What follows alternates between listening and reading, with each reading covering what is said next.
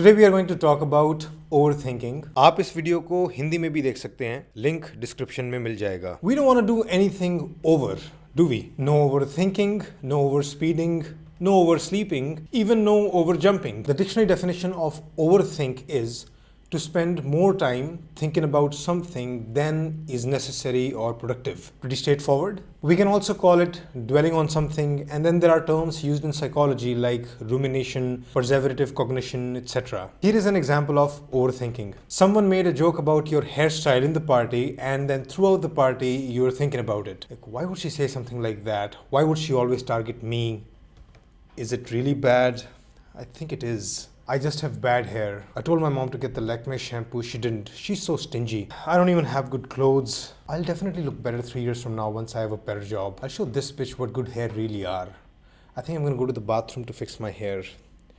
I don't think I can fix it. Let me just ask someone else what they think. Nah, it would sound too desperate. Why am I so unlucky? Why did my hair have to be so thin? But why would she say something like that? Why would she have to pick on me? What a bitch. And repeat, and can even continue when you go to bed. So I have identified 3 core features of overthinking. First is you're on a loop. Like there's some repetition of thoughts. Why would she say that to me? Why is she targeting me? Why would she say that in front of other people? Like one idea just repeated over and over.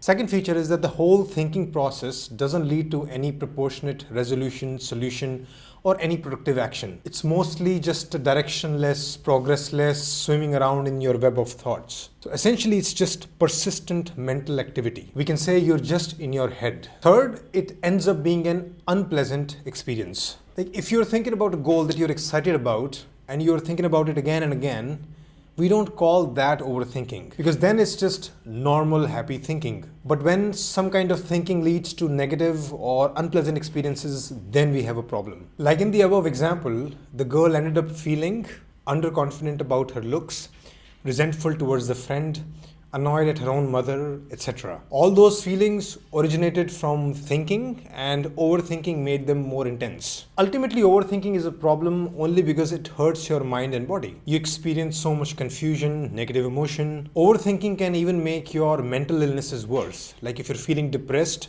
overthinking can make it much worse, more intense. When you're overthinking, it's like you're under constant stress. Your cortisol levels tend to go higher.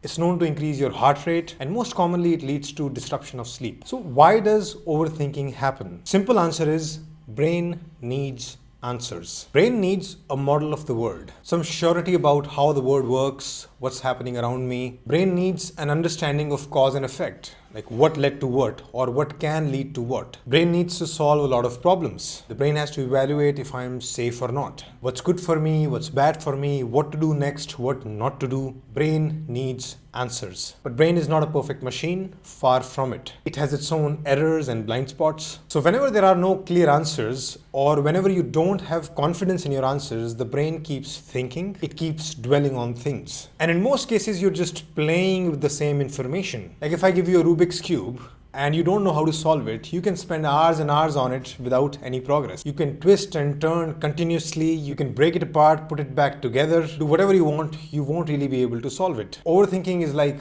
trying to solve that Rubik's Cube when you don't know how to. You need an answer, you need a new insight. That's not so easy. Where will you get it from? So what do you do in that moment? How do you stop yourself from driving yourself crazy in the absence of answers? How do you stop the headache? Today I'll give you 4 starting points. All of them are important, so watch till the end. First step is awareness.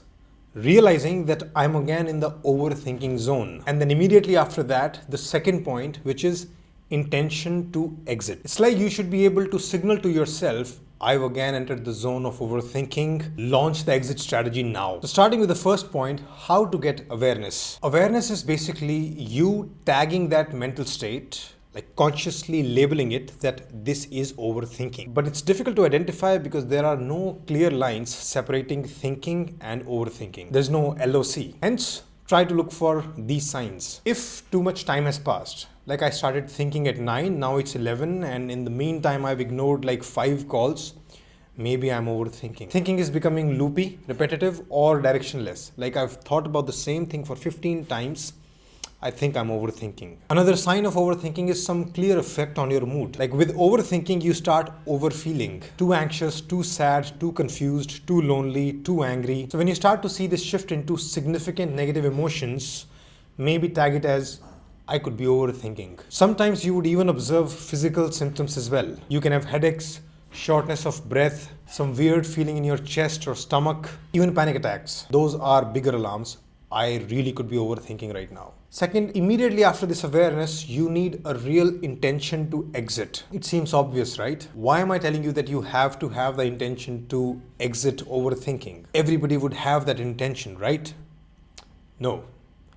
Overthinkers sometimes do not have that intention at all. Ironically, they can start to enjoy the process of painfully floating in the web of thoughts. There is some strange pleasure or satisfaction in dwelling over something. They can find ways to find it necessary or even justified. I should feel sad. I should feel embarrassed. I should think about what I've done and feel like shit. It's fair to think about what they have done and be angry at them. Like they can consciously walk to the bed, get inside the blanket, take a deep dive into overthinking and just immerse themselves in it. So yeah, this intention to exit is not so obvious. It's not always present. You need to develop that okay, this is unproductive, I have to exit. Third point is distract yourself. It's impossible for your brain to have two separate mental states simultaneously. So if you can occupy your attention with something else, it sure takes you away from overthinking. You can do things like talk to a friend, watch TV, play some sports, play a video game, draw a painting, listen to music, anything that can ideally hold your attention for a while. This distraction is often needed not to fix the overall problem,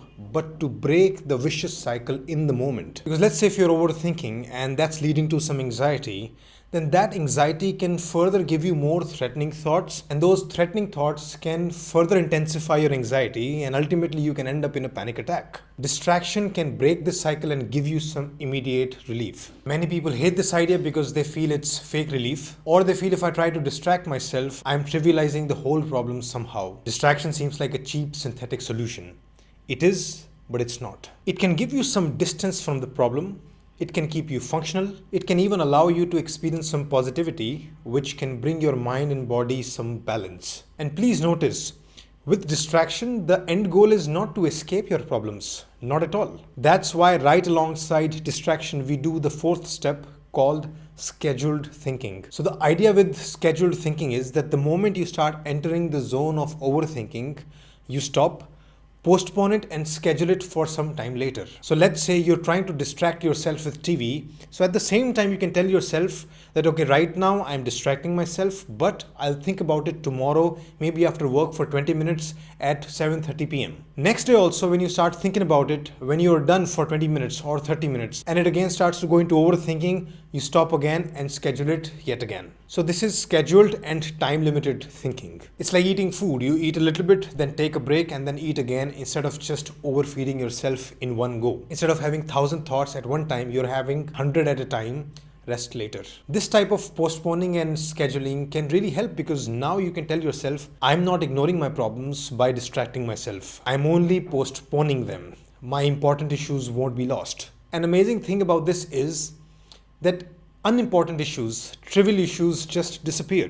Next day, you're like, why was I making such a big deal? Like, I don't even need to think about it. And another great benefit of this is that distraction and scheduled thinking ultimately makes you way more rational. Because when you come back to a problem after a break, your analysis can be more full-rounded, more creative, less colored by negative emotions, and overall so much more rational. You can think so much more clearly. Today's topic was about awareness, intention to exit, distraction, and scheduled thinking. All of these are just starting steps to get some relief when it's getting too much. But the main solution is something else. What did I say earlier? Why do we overthink?